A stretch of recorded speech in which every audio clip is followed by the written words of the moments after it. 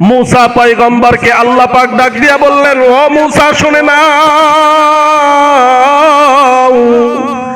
জঙ্গলের মধ্যে একটা যুবক ছেলে পড়ে আছে মৃত হয়ে আছে ওই ছেলেটার লাশটাকে উঠাও সুন্দর করে গোসল দাও তার শরীরের মধ্যে কাফন পরাও তাকে গ্রামের মধ্যে নিয়ে এসে এলান দিয়ে দাও গ্রামের সকল মানুষদেরকে বলে দাও তোমরা যদি তোমাদের জীবনের গুনাহগুলোকে মিটাইতে চাও তোমরা যদি আল্লাহর আদালতে ক্ষমা পেতে চাও এই যুবক ছেলেটার জানাজার কাতারে দাঁড়াও এই যুবক ছেলেটা আল্লাহর আদালতে এত দামি যার জানাজার নামাজ পড়লে এলাকার সমস্ত মানুষদের গুনাহ আমার আল্লাহ পাক ক্ষমা করে দিবে। পয়গম্বর মুসা চলে গেলেন জঙ্গলের দিকে। জঙ্গলের মধ্যে যাওয়ার পর যুবক ছেলেটাকে কাঁধের উপরে উঠায়া এলাকার গ্রামের মধ্যে এসে যখন তাকে রেখে দিলেন এলান দিয়ে দিলেন কে আছো তার জীবনের গুনাহগুলো মিটাইতে চাও আসো আসো আমরা সবাই মিলে আমাদের গুনাহগুলোকে মিটাই। এবার মানুষগুলো উৎসুক হয়ে এক নজর দেখার জন্য পাগল কোন ব্যক্তি আল্লাহ পাকের এমন আছে যেই বান্দার ইবাদত আর আমলগুলো আল্লাহ পাক এত গ্রহণ করছেন যে তার জানাজার নামাজে শরীক হইলে আল্লাহ পাক শরীক হওয়া ব্যক্তির জীবনের সকল গুনাহগুলো মাফ করে দিবেন। এবার যখন যুবককে দেখার জন্য গ্রামের মানুষগুলো আসলো যুবকের দিকে একবার তাকায় দেখতে পাই কয়েকদিন পূর্বে মদ খাওয়া মেয়েবাজি করা আর জুয়া খেলার অপরাধে যেই যুবকটাকে গ্রামের মানুষগুলো গ্রাম থেকে বের করে দিয়েছেন ওই যুবকটার লাশ মুসা পয়গম্বর নিয়ে আসছে।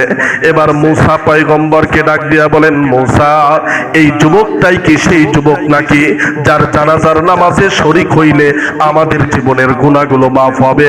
বলো মুসা এমন বাজে কথা তোমারে কে বললো একটু জানতে চাই। কোটি কোটি টাকার মালিক ছিল, টাকার কোনো তার অভাব ছিল না, এত অঢেল পরিমাণ সম্পদ আল্লাহ পাক দিবেন। স্বাভাবিকভাবে দেখবেন বাবার যদি টাকার অভাব না হয় ওই ঘরের সন্তানগুলো কখনো কখনো বিপদগামী হয়। যদি বাবা কন্ট্রোল করতে না পারে দেখবেন ছেলেটা মদখোর হয়, নেশাখোর হয়, আছে না নাই? অনেক পরিবারে দেখবেন বাবার টাকার অভাব নাই, ছেলেরা বিপদগামী হয়ে গেছে। তো বনি ইসরাইল বংশের এক যুবক সম্পদের কোনো অভাব ছিল না, টাকার কোনো অভাব ছিল না, বিপদগামী হয়ে গেছে। সারা দিন মদের আড্ডাখানায়, জুয়ার আড্ডাখানায় আর মেয়েদের আড্ডাখানায় তার জীবন অতিবাহিত করতেছে। যুবকের যখন টাকার অভাব নাই জমিনের মধ্যে তার বন্ধুরও অভাব নাই, সারা দিন বন্ধু বান্ধব তার পাশ থেকে কেউ সরে না, সব সময় তার শোয়া পর্যন্ত ঘুম থেকে ওঠার আগেই বন্ধুরা তার বাড়ির দরজায় এসে দাঁড়ায় যায়, দোস্ত এখনো ওঠো নাই, আমি তো তোমার জন্য অপেক্ষমান। এভাবে যখন 2, 4, 5, 7 জন 10 জন বন্ধু মিলে যখন চলতেছিল, টাকার অভাব নাই, মদের আড্ডাখানায় যায়, জুয়ার আড্ডাখানায় যায়, ক্ষমতা আর টাকার লোভে মেয়েদের পিছনে সময় কাটায়। এই অবস্থা দেখে গ্রামের লোকেরা খুব চিন্তায় পড়ে গেল। আহারে এই যুবকটা তো এমন যেই যুবকটা আমাদের শুধু পারিবারিক সম্মান নষ্ট করতেছে না, সে তো আমাদের এলাকা আমাদের গ্রামের মানটাও ক্ষুণ্ণ করতেছে। গ্রামের লোকেরা এই অবস্থাটা যখন দেখলো এক পর্যায়ে গ্রামের মানুষগুলো যুবককে ডাক দিয়ে সুন্দরভাবে বাবা চাচা কয়ে তারে বুঝায় দিল, বাবা তোমার বাবা মারা গেছে, সম্পদ তোমার জন্য রেখে গেছে, এই পথে খরচ না করে তুমি ভালো হও, ইবাদত করো, আল্লাহকে মানো, তুমি এই ধরনের কাজগুলো ছেড়ে দাও। মানুষগুলো তাকে ডাক দিয়ে সুন্দরভাবে বুঝায় দিল। 1-2 দিন একটু স্বাভাবিক থাকার পরে আবারও আগের মতো শুরু হয়ে গেছে। এই অবস্থায় যখন চলতেছে যুবক ছেলেটাকে কন্ট্রোল করার কেউ নাই। এক পর্যায়ে গ্রামের লোকেরা সিদ্ধান্ত নিল এরকম যুবককে আমাদের গ্রামে রাখা যাবে না, যেই গ্রামে এমন যুবক থাকবে সেই গ্রামের মেয়েগুলো নিরাপদ নয়, সেই গ্রামের অন্য যুবক ছেলেগুলো নিরাপদ নয়, সেই গ্রামের সম্মানটাও নিরাপদ নয়। চলো আমরা সবাই মিলে যুবক ছেলেটাকে সবকিছু থেকে বের করে দিই, গ্রাম থেকে তাকে বের করে দিই। এবার গ্রামের মানুষগুলো এসে যুবক ছেলেটার সম্পদগুলো সব কেড়ে নিয়ে তাকে গ্রাম থেকে বের করে দিল। যখন গ্রাম থেকে বের করে দিছে, যুবক ছেলেটা ওই জায়গায় পাশে ছিল একটা জঙ্গল, জঙ্গলের মধ্যে একটা ঝুপড়ি ঘরের মধ্যে সে বসবাস শুরু করছে। তদানীন্তন সময় এক পয়গম্বর আল্লাহ পাক যাকে ওই জায়গার নবী হিসাবে পাঠাইছেন, যার নাম হলো হযরতে মূসা পয়গম্বর। বলেন মূসা নবী কি সাধারণ নবী ছিল না দামি নবী ছিলেন? যেই পয়গম্বরের একটা লকব হলো কালিমুল্লাহ। সুবহানাল্লাহ বলেন। কালিমুল্লাহ মানে যে দুনিয়ার যে কোনো প্রান্তে থেকে ডাইরেক্ট আল্লাহর সঙ্গে কথা বলতে পারে। আমরা যেমন মোবাইলে কথা বলি এক প্রান্ত থেকে আরেক প্রান্ত, মূসা পয়গম্বরকে আল্লাহ পাক এমন একটা মুজিজা দিবেন যে দুনিয়ার এক প্রান্ত থেকে আরেক প্রান্ত না, যেই জায়গাতে তিনি আছেন ওখান থেকে আরশে আজিম পার করে আল্লাহর সঙ্গে ডাইরেক্ট তিনি কথা বলতে পারতেন। এমন পয়গম্বর। মূসা পয়গম্বর ঘুমায় গেছে, ঘুমের মধ্যে আল্লাহ পাক স্বপ্ন দেখায়, ও পয়গম্বর মূসা উঠো, তোমার পাশের গ্রামে একটা জঙ্গল আছে, সেই জঙ্গলের মধ্যে এক যুবক ছেলেটার লাশ পড়ে আছে, তাকে নিয়ে এসে জানাজার ব্যবস্থা করো, দাফন কাফনের ব্যবস্থা করো। মুসলমান ভাইরা রে, আমার কথাগুলো দিল দিয়া বুঝবেন। এই পৃথিবীর মধ্যে একজন মানুষ যদি আল্লাহ পাকের গোলামির মধ্যে নিজের নামটা লেখায় দেয়, ওই বান্দাটাকে শুধুমাত্র দুনিয়ার জমিনের মধ্যে আল্লাহ পাক সম্মানিত বানায় না, আরশে আজিম পর্যন্ত ওই বান্দাটা গরিব হইলেও তার নামটাকে আল্লাহ পাক আরশে উঠায়া দেয়। মূসা পয়গম্বরকে আল্লাহ পাক ডাক দিয়া বললেন, ও মূসা শুনে না,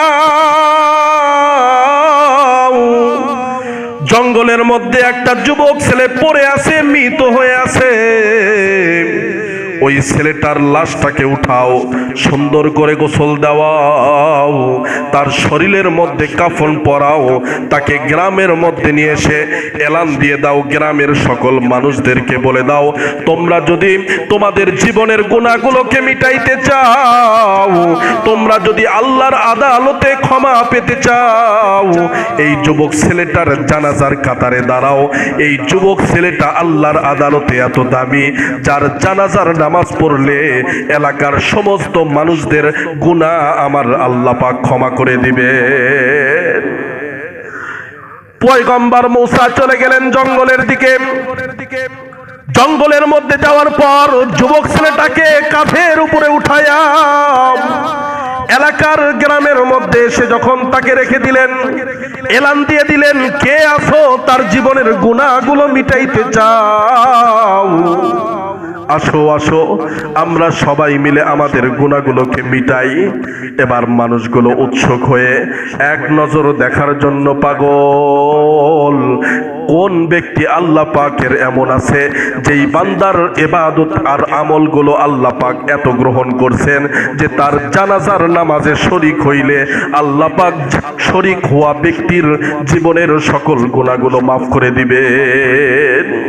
এবার যখন যুবককে দেখার জন্য গ্রামের মানুষগুলো আসলো, যুবকের দিকে একবার তাকায় দেখতে পাই কয়েকদিন পূর্বে মদ খাওয়া, মেয়েবাজি করা আর জুয়া খেলার অপরাধে যেই যুবকটাকে গ্রামের মানুষগুলো গ্রাম থেকে বের করে দিয়েছেন, ওই যুবকটার লাশ মূসা পয়গম্বর নিয়ে আসছে।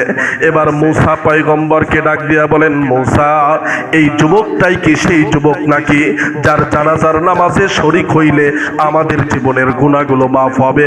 বলো মূসা, এমন বাজে কথা তোমারে কে বললো একটু জানতে চাই। মূসা পয়গম্বর ডাক দিয়া বলে, দুনিয়ার কেউ বলে নাই, বলছেন আমার আল্লাহ। যুবক ছেলেটার জানাজা পড়ার আদেশ দুনিয়ার কেউ আমারে দেয় নাই, এই আদেশটা দিচ্ছেন আমার মালিক আমার আল্লাহ। এবার গ্রামের মানুষরা পূর্ণ ঘটনা মুসা পয়গম্বরকে যখন খুলে বলছে, শোনার সঙ্গে সঙ্গে মুসা পয়গম্বরের অন্তরের মধ্যেও খটকা লেগে গেছে। এবার আল্লাহকে ডাক দিয়া বলেন, আল্লাহ, এমন একটা যুবক যেই যুবকের মধ্যে গুনার কোনো অভাব নাই, এই যুবকটার জানাজার নামাজ পড়ার জন্য কেন আপনি বা আমাকে আদেশ করলেন? কেনই বা আবার মানুষের গুনাহ মিটানোর জন্য মাধ্যম বানাইলেন? এই কথাটা একটু জানতে চাই। মুসা পয়গম্বরকে আল্লাহ ডাক দিয়া বলেন, মুসা, 70 বছর পর্যন্ত দুনিয়ার জমিনের মধ্যে কোনো বান্দা যখন গুনাহ করে, ও পয়গম্বর মুসা, আমি তার বাবার কাছে তার গুনাহগুলোকে কোনোদিন বলি না। তার মা তাকে জন্ম দিয়েছে, ওই মার কাছে আমার বান্দার গুনাহগুলোকে কোনোদিন বলি না। কেন বলি না জানো? কারণ আমার বান্দার সাথে হৃদয়ের আমার সম্পর্ক। আমার বান্দা দুনিয়ার জমিনের মধ্যে ভুল করেছিল, অন্যায় করেছিল। এই অন্যায়ের কারণে গ্রামের মানুষগুলো যখন তাকে গ্রাম থেকে বের করে দিল, আমার বান্দাটা জঙ্গলের মধ্যে যখন যায়, ঝুপড়ি ঘরের মধ্যে একদিন, 2 দিন, 5 দিন, 7 দিন, 10 দিন আমার বান্দাটা যখন কাটাইতে শুরু করলো, তার কাছে টাকা নাই, তার কাছে কোনো সম্পদ নাই। আস্তে আস্তে বন্ধু বান্ধব তার থেকে আলাদা হয়ে গেল।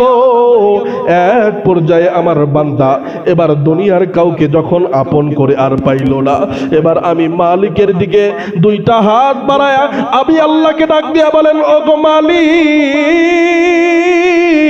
দুনিয়ার সব বন্ধু আমার থেকে বিদায়। ও মালিক, আমি একটা কথা শুধু জানতে চাই, গুনাহগার বান্দা তোমার দিকে যদি হাতটা বাড়ায়, ও মালিক, তোমার অন্তরের মধ্যে গুনাহগার বান্দাকে ক্ষমা করার মতো দয়া তোমার অন্তরে আল্লাহ আছে নাকি? ও মুসা, শোনো, আমার বান্দা এমন একটা কথা বলেছে, আমার অন্তরের মধ্যে গুনাহগার বান্দাকে ক্ষমা করার মতো দয়া আছে নাকি? বলে এই কথাটা শোনার সাথে সাথে আমার রহমতের সাগরে ঢেউ শুরু হয়ে গেছে। মুহূর্তের মধ্যে আমি আমার বান্দাকে ওই জায়গার মধ্যে ক্ষমা করে দিলাম। এ মুসা, শুনে নাও, গ্রামের মানুষগুলো যারা আজকে তার অবস্থা দেখে তাকে বয়কট করলো, আমি তাদের জন্য সুসংবাদ জানায় দিলাম। তওবাকারী বান্দা আমি আল্লাহর কাছে এত দামি, আমার কোন তওবাকারী বান্দা যদি আমার দিকে 2টা হাত বাড়ায়, জীবনের গুনাহগুলোকে সামনে দাঁড় করায়া ডাক দিয়া যদি বলেন, মালিক, আমার গুনাহগুলো দুনিয়ার কেউ দেখে নাই, আমার গুনাহগুলোর খবর দুনিয়ার কেউ জানে নাই, আমার গুনাহগুলো দুনিয়ার কাউকে জানায় আমি করি নাই। ও মালিক, তোমার কাছে তো আমার গুনাহগুলো লেখার অভাব নাই, আমার গুনাহগুলো কাউকে জানাইও না, আমার গুনাহগুলো তুমি মাফ করে দাও। এতটুকু কথা বান্দা অন্তরের মধ্যে আক্ষেপ নিয়ে যদি আল্লাহরে জানায়, আল্লাহ পাক পাহাড় সমপরিমাণ গুনাহ বান্দার মিটানোর জন্য যথেষ্ট। জোরে কোন সুবহানাল্লাহ। এ কারণেই তো পয়গম্বর বলেন, আত্তাইবু মিনাজ যামবি কামাল্লা যামবালা। কোন বান্দা যদি আল্লাহর দিকে তওবার হাত বাড়ায়, আল্লাহ পাক মুহূর্তের মধ্যে এই বান্দার তওবার কারণে জীবনের সব গুনাহ মাফ করে তাকে নিষ্পাপ শিশু বাচ্চার মতো বানায় দেয়।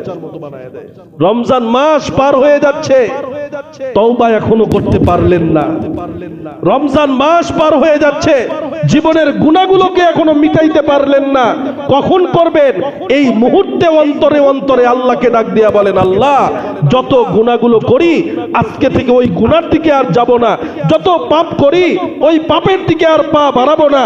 মসজিদ থেকে তওবা করে যদি বের হন, আর এই বের হওয়ার পরেই যদি আপনার মরণ হয়, আল্লাহর জান্নাত যেমন সত্য, জাহান্নাম তেমন সত্য, তওবায়ে নাসুহা তেমন সত্য। কোন বান্দা যদি এমন একটা তওবা আমার আল্লাহকে দিতে পারে, আমার আল্লাহ বিনা হিসাবে তাকে জান্নাতও দিতে পারে। আল্লাহর দিকে তওবার হাত বাড়ান। রমজান শেষ হয়ে যাচ্ছে, সবে কদরগুলো পার হয়ে যাচ্ছে, ইতিকাফের মুহূর্তগুলো পার হয়ে যাচ্ছে। এই মসজিদে ইতিকাফে বসছে না? বসছেন আলহামদুলিল্লাহ। ইতিকাফে বসা হয়েছে, তার মানে তার ওসিলায় এলাকার মানুষগুলো ইতিকাফ না করার গুনাহ থেকে বেঁচে গেছেন। এবার কি করবেন? ওয়াজিব ইতিকাফে তো বসতে পারেন নাই, সুন্নত ইতিকাফেও বসতে পারলেন না, ফরজে কিফায়ার ইতিকাফেও বসতে পারলেন না। নিয়ত করেন নফল ইতিকাফে বসেন। নফল ইতিকাফ মানে যতক্ষণ আপনার বাহিরে দৈনন্দিন কাজ আছে, এই কাজগুলো শেষ, আল্লাহর ঘরে চলে এসে এখানে বসে যান। বাহিরের কাজ নাই, ঘরের মধ্যে যে সময় শুয়ে আছেন, বারান্দার যে সময় বসে আছেন, চাষতলের মধ্যে যে সময়গুলো কাটাইতেছেন, ওগুলো না কাটায়া ওই সময়টা মসজিদের মধ্যে বসে বসে কাটান নফল ইতিকাফের নিয়তে। আর আল্লাহকে ডাক দেয়া বলেন, আল্লাহ দুনিয়ার কোনো জায়গাকে পছন্দ করলাম না, রমজান মাস রোজার হালতে তোমার ঘরকে পছন্দ করলাম, আল্লাহ আমার জন্য আমার জান্নাতটারে তুমি পছন্দ করে দিও। এমন তওবা, এমন ইতিকাফ, এমন আল্লাহর জন্য নিজের সময় ব্যয় করাটাও যদি পছন্দ করেন, তো আল্লাহ পাক আপনার জীবনের গুনাহগুলোকে মিটায় দেওয়ার জন্য এতটুকু ওসিলাকেও যদি পায়, আল্লাহ পাক যথেষ্ট বানায় দিবে। পারা যাবে তো ইনশাআল্লাহ? রমজান মাস আলহামদুলিল্লাহ 4টা জুমা, আজকে 4র্থ জুমা, পুরো রমজান মাসকে সামনে রেখে আপনাদের সামনে আলোচনা করেছি। আল্লাহ পাক এই আলোচনাগুলো সকলকে বোঝার তৌফিক দান করেন, এবং এর মধ্য থেকে যা আমাদের আমলীয়, এই আমলগুলো আল্লাহ পাক আমাদের জন্য কবুল করে নেন। সকলে বলেন আমিন। তাহলে সদকাতুল ফিতির যারা এখনো আদায় করেন নাই, আমি গত জুমাতে বলেছিলাম সদকাতুল ফিতির আপনারা আদায় করবেন। ঈদের দিনেও আদায় করতে পারেন, বা আগ মুহূর্ত যদি এমন কোনো বান্দা পান যাকে পরে আর পাবেন না, যাকে পরে আর পাওয়া যাবে না, সে আপনার সামনে থেকে সরে যাবে, তার অভাব এখন, এই আগ মুহূর্ত সে যদি কিছু পায়, ঈদের দিনে তার কিছু কাপড়, তার কিছু হাজত পূরণের ব্যবস্থা হবে, তাহলে তার কাছে সদকাতুল ফিতির পেশ করে দেন। আল্লাহ পাক এই সদকার বিনিময় আপনার রমজানের পূর্ণ যত অনিয়ম আল্লাহর আদালতে জমা হয়েছে, এগুলো যেন আল্লাহ পাক ক্ষমা করে দেয়। পারা যাবে তো ইনশাআল্লাহ? বেশি বেশি সবাই সবার জন্য দোয়া করব। প্রত্যেকটা মোনাজাতে যেই সমস্ত আপনজন কবরে চলে গেছে তাদের জন্য মোনাজাত করা দরকার। কারণ আজকে যেই বাড়িতে আপনি আছেন, এই বাড়িটা আপনি বানান নাই, অনেকেই এমন বাড়িতে আছেন যেটা বানাইছেন তার বাবায়। আছে না নাই? অনেকেই এমন বাড়িতে আছেন যেই বাড়িটা বানাইছে তার দাদায়। অনেকেই যেই সম্পদের বাহাদুরি করতেছেন, এটা তার না, বানাইছে তার বাপে, তার দাদায়। সুতরাং যেই সম্পদ, যেই বরত্বতা আল্লাহ পাক আপনার সামনে দাঁড় করাইছেন, আপনারে দিয়ে গেছে আপনার পূর্বপুরুষ, তারা অন্ধকার কবরে আছে, তাদের জন্য একটা দোয়া করা, এটা তাদের হক। তারা আপনার জন্য অবশ্যই এই হক রাখে যে আল্লাহ পাকের দরবারে আপনি যখন হাত উঠাবেন তখন তাদের জন্য দোয়া করবেন। আল্লাহ পাক নিজেই দোয়া শিখায় দিচ্ছে। এতটুকু কথাও যদি কোনো বান্দা বলে, আল্লাহ আমার পূর্বপুরুষ যারা মৃত্যুবরণ করে আপনার কবরে গেছে, তাদের যত পাপ আছে, আপনার দয়ার কাছে ওই পাপগুলো কিছুই না, আল্লাহ আপনার দয়াটাকে ওই পাপগুলোর সামনে দাঁড় করায়া আপনি তাদের মাফ করে দেন। এতটুকু কথাও যদি আল্লাহ পাকের সামনে আপনি বলতে পারেন, আপনার পূর্বপুরুষ যারা কবরে আছে সবার কবরে আযাব বন্ধ হয়ে যাবে। আমরা চাইতে দেরি করি, আমার আল্লাহ দিতে দেরি করে না। পারা যাবে তো ইনশাআল্লাহ? আল্লাহ আমাদের সকলকে তৌফিক দান করুক, বলেন আমিন।